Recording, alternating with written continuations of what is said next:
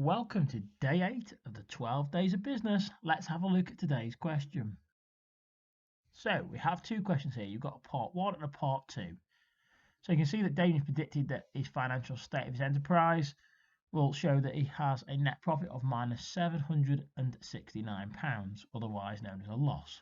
Part A wants you to give one potential cause of the enterprise's predicted net profit being negative.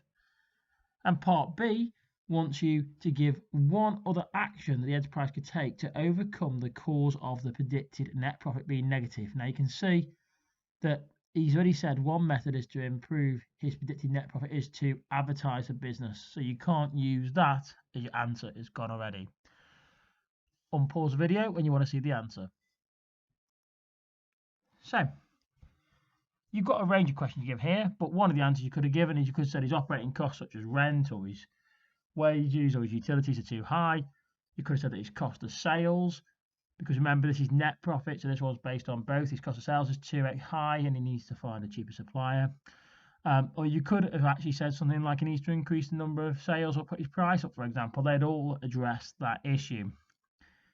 Part 2 says give one action he could take. Well, he could try and negotiate a discount with his suppliers. So I'll give you an example there, saying his landlord for cheaper rent. You could say that he could try and find a cheaper supplier for his raw materials. You could say that he could try and increase his selling price. They'd all be valid answers or anything that's appropriate. You can see nice, easy question there, 2 marks, and you're well on your way to doing well on the 12 days of business.